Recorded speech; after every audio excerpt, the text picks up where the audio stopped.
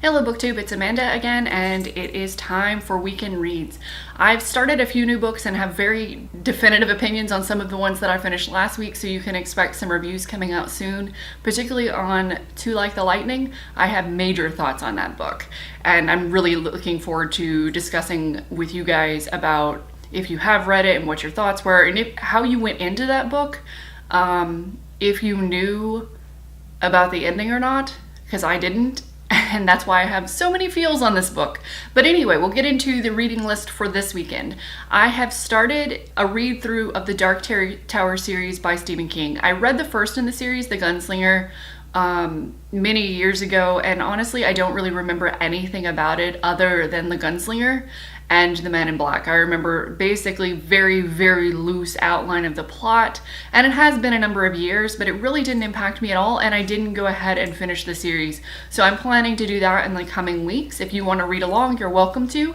I am roughly 75% through with the first book, and I feel the same way about it as I did upon the first reading.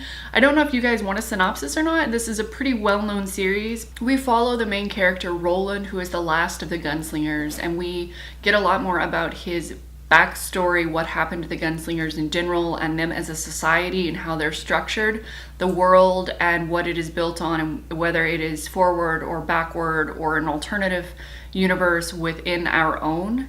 And we follow his quest for the Man in Black and their ultimate goal in reaching the Dark Tower. I'm not really sure how I feel about this book yet. I think this is something I am going to do a review on each of the individual books in this series so that we can talk about it. Many people have told me that the first book is the weakest in the series and each one gets better as you go. I haven't really heard much about this one either. I know that this series is well loved, but I really don't know that much about each individual book. So upon completing The Gunslinger, I'm likely to go straight into the drawing of the three, and that will probably continue through the next weekend reads that we have, so next weekend. The next book that I kind of started last week, but I really didn't get into until this week, which I don't know if I'm going to finish it this weekend or not, but I'm definitely going to be working through it over the next couple weeks, and then we'll do a full review when I finish it, because it has been something that I've really enjoyed, that I think a lot of you would too if you liked Wonder Woman, and that is The Amazons: Lives and Legends of Warrior Women Across the Ancient World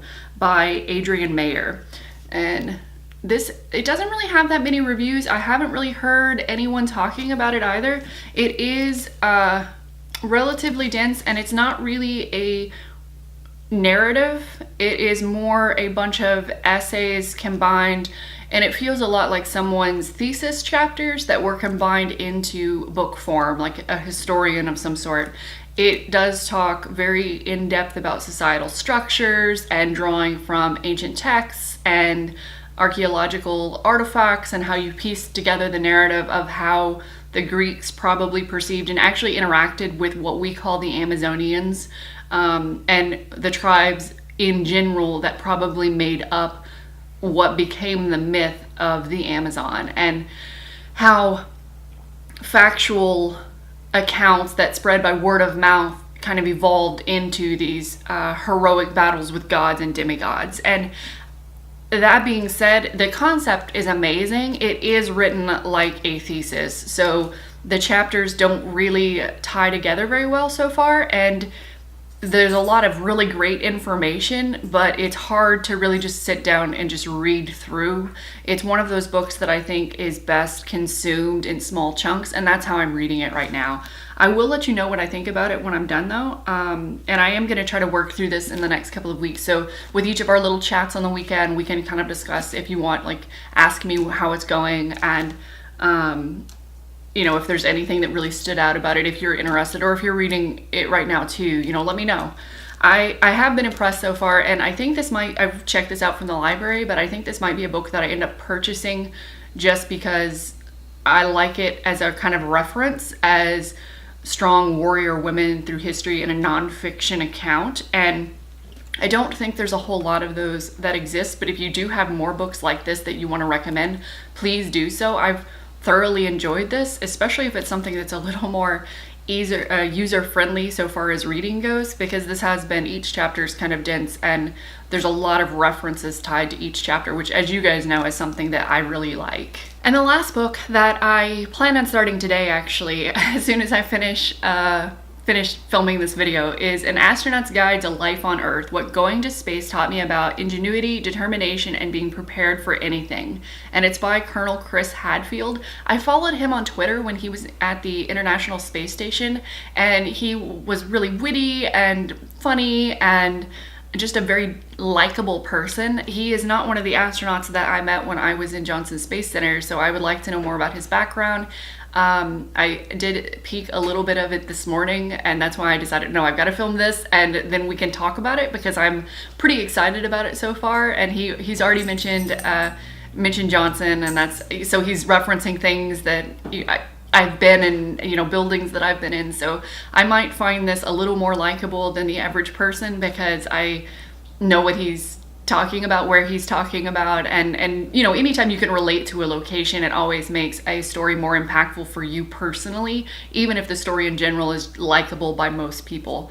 So I'm excited to give this a go. It's a pretty short book too. It is nonfiction, and it has a sort of a self-helpy vibe to it, not just his journey and education and background and blah blah blah becoming an astronaut, but it sort of talks about pursuing your goals and how to fulfill your dreams, I think, and just, you know, vague concepts that people like to read about from successful people. But I've liked the little snippet that I've peeked at so far, and I'm really excited to give this a read. I was a little disappointed in the nonfiction pick that I had last weekend, and that will come if I actually finish it. I gave up and moved on to other books, and it has since left my Kindle and returned to the library for another reader.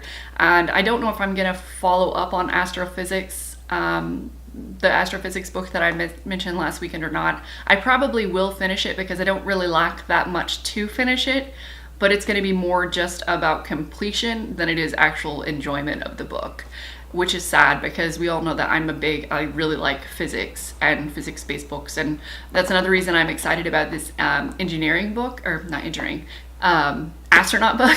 He is a engineer as well, and that's how he became a test flight pilot, something like that, because he had the engineering background. So he actually problem solved and did analytics, as well as the actual flights for newly repaired or new models of planes, which, so I think that aspect will be something new and sort of different that I'll enjoy reading as well.